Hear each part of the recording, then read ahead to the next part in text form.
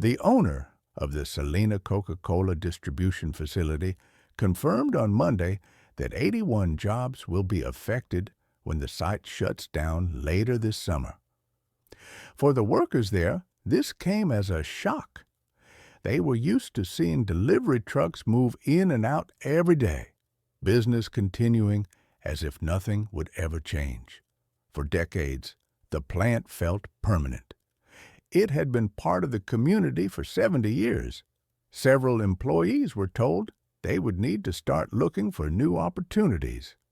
Some were notified quietly. Others found out only days before the announcement became public. But this is where the situation becomes difficult to understand.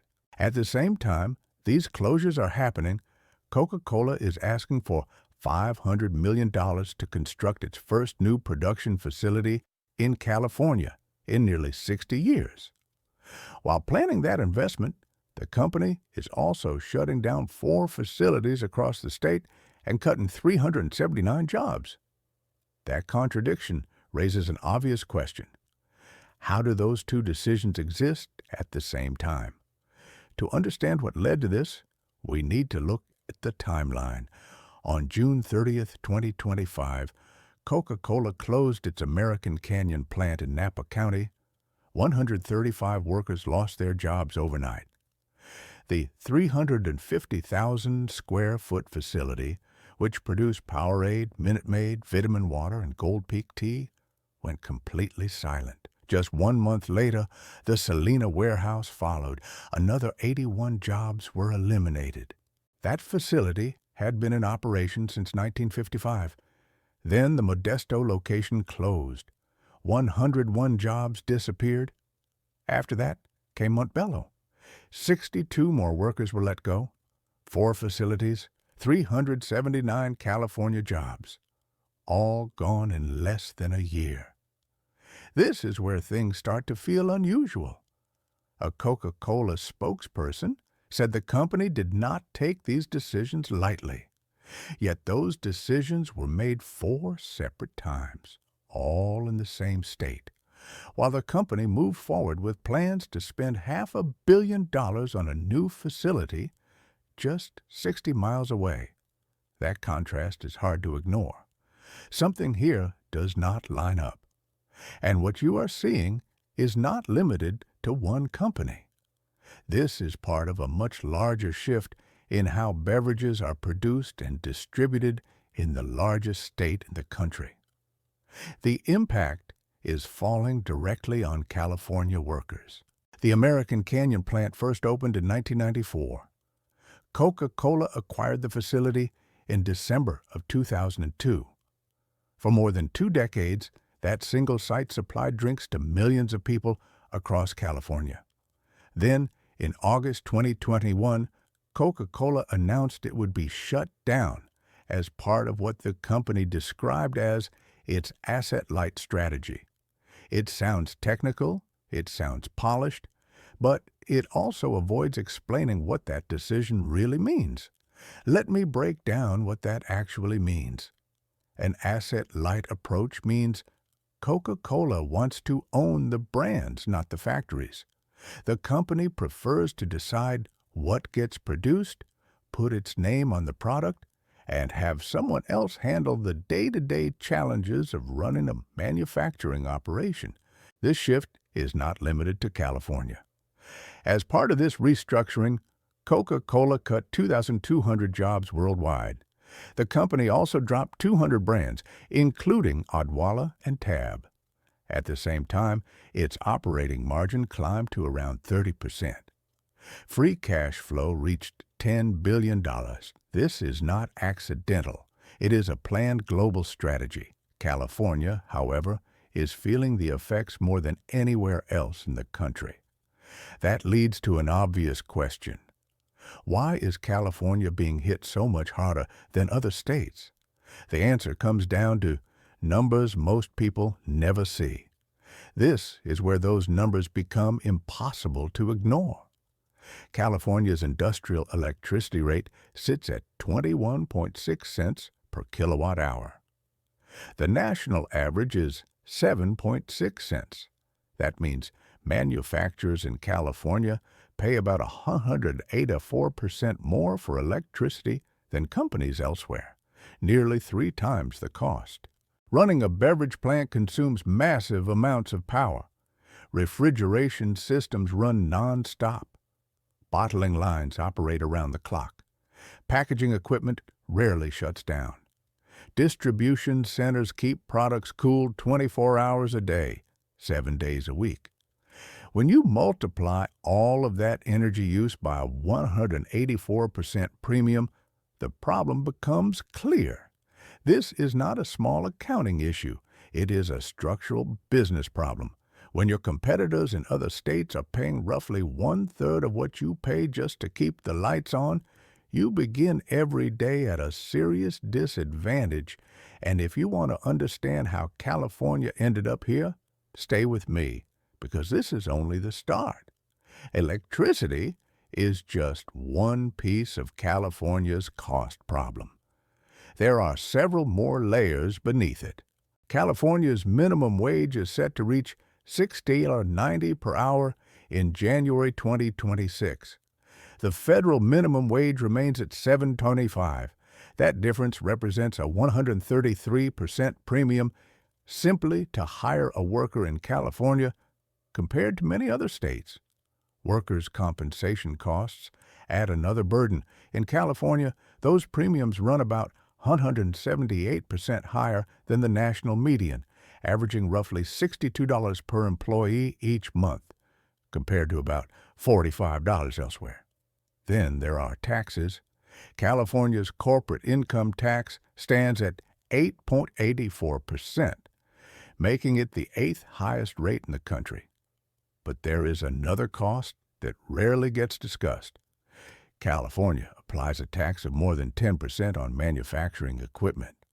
In contrast, 38 other states fully exempt those purchases. So if a company wants to install a new $10 million bottling line at a California facility, the state collects an additional $1 million upfront simply for choosing to manufacture products there. Chief Executive Magazine has ranked California at the very bottom for business climate, number 50 out of 50 states, not for a single year, but for more than a decade in a row. That is not a political opinion. It is a measurable ranking that companies actively consider when deciding where to expand and where to shut down operations. Now, this is where the Coca-Cola story takes an unexpected turn. While 4 facilities are being closed and 379 jobs are being eliminated, Reyes Coca-Cola Bottling has announced a $500 million investment in Rancho Cucamonga. This project will become the first new Coca-Cola production facility built in California in almost 60 years. The plan involves converting an existing 125,000 square foot distribution center, originally built in 1984, into a 620,000 square foot state-of-the-art campus. The site will include full production capabilities, electric vehicle charging stations, a visitor tour gallery, and drought-resistant landscaping, all designed around maximum efficiency. So, it is important to be clear about what is actually happening here. Coca-Cola is not pulling out of California. What is happening is consolidation. 4 older facilities employing 379 workers are being replaced by a single, much larger operation that can produce the same amount of product with far fewer people. The calculation is straightforward. Fewer buildings, fewer employees, the same output, higher margins. This is where California manufacturing is heading, whether anyone wants to acknowledge it or not. The closure in Salina deserves special attention because it carries a different kind of weight. Coca-Cola had operated there since 1955, a full 70 years. That is longer than most people watching this have been alive. The facility on Vandenberg Street near the Salina Airport employed 81 workers, many of whom had spent decades inside those walls. For some, that plant was their entire career. Stephen Dionio worked at the Salina site for 18 years. When asked about the closure, he tried to stay optimistic. He said they had to keep a positive outlook, that it had been a good run, and that it was time to move on. That kind of response is common when workers are forced to absorb news they had no control over. The company announced the shutdown on a Friday afternoon. That is a familiar corporate playbook. Release bad news late. Let the weekend dull the reaction, and deal with the fallout afterward. Salina Mayor Dennis Donahue offered a measured response. He told reporters that the city would have preferred consolidation in Salina instead of San Jose, but that decisions like this do not work that way. He added that if there was a way to turn the situation into something positive, the city would try. In practical terms, that was an admission that the decision had already been made and there was little the city could do. Have you seen a store close or a factory shut down where you live? Share what is happening in your area in the comments. Back in October 2017, Coca-Cola sold its entire California and Nevada bottling operations to Reyes as part of a large refranchising effort. In effect, Coca-Cola handed control of California's bottling system to Reyes while shifting its own focus almost entirely to producing syrup concentrate.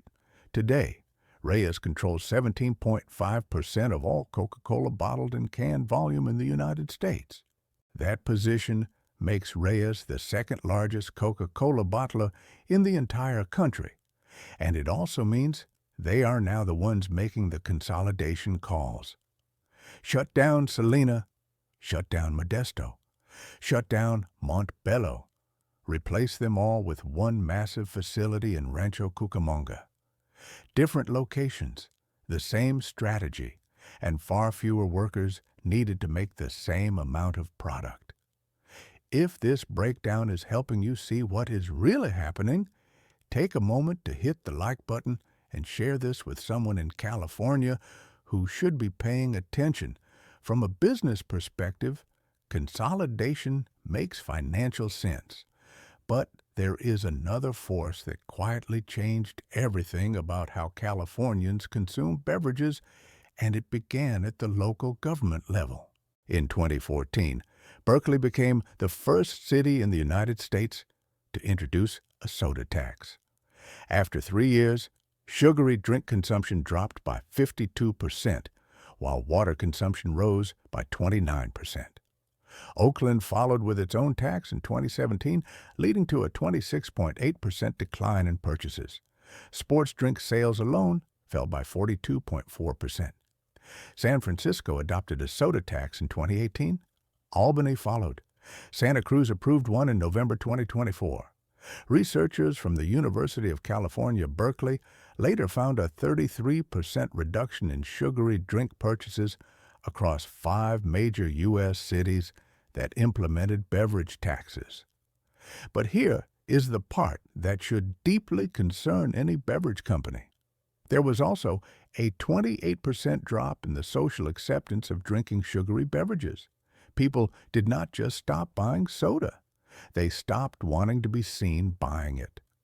For a company built on selling sugar-based drinks, that shift represents a serious threat to long-term demand. In response, the beverage industry successfully pushed to block new local soda taxes in California through 2031. Existing taxes were allowed to remain, but no additional cities can introduce new ones. Even so, the impact had already taken hold. Consumption patterns changed, and there is little evidence they are reversing. Coca-Cola has been part of California for 130 years. The company established its Los Angeles syrup manufacturing plant as one of the first 3 facilities it ever built outside of Atlanta. The other two were located in Dallas and Chicago. In 1939, Coca-Cola constructed its iconic Los Angeles bottling plant at 1334 South Central Avenue. The building was designed in a streamlined ship-like style, complete with portholes and catwalks. It resembles an ocean liner set down in the middle of downtown Los Angeles. In 1975, that structure was designated Los Angeles Historic Cultural Monument number 138. It is officially recognized as a piece of California's history. During World War II, Coca-Cola President Robert Woodruff ordered that every American serviceman should be able to buy a Coke for 5 cents, no matter where they were stationed. To make that possible, the company built bottling plants near military bases across California, including Camp Pendleton. Coca-Cola did not simply sell drinks in California. Over time, the company became woven into California's identity.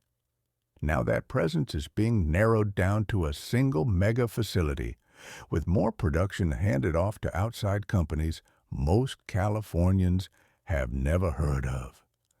A century and 3 decades of history has been reduced to an efficiency calculation on a corporate spreadsheet. Here is what comes next. CEO James Quincy is set to move into the role of executive chairman in March 2026.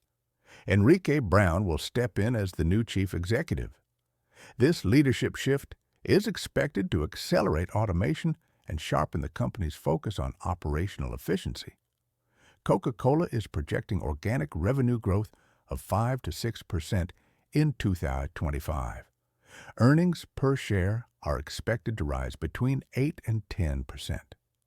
At the same time, Reyes Coca-Cola continues to operate 27 facilities across California, employing roughly 5,500 workers even after these closures. So this is not the end of the story. More consolidation is coming. More efficiency measures are ahead, and more asset-light strategies are likely to follow. The $500 million Rancho Cucamonga facility is scheduled to open in the summer of 2026. It will be a modern, highly automated operation designed to run with far fewer workers than the 4 plants it is replacing combined. This is where California manufacturing is heading. Fewer locations, smaller workforces, more machines, more automation, greater efficiency, higher profit margins.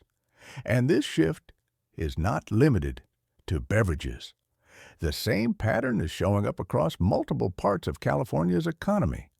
In 2024, the state lost 48 craft breweries, while only 26 new ones opened. That marked the first time since 2005 that more breweries closed than opened nationwide.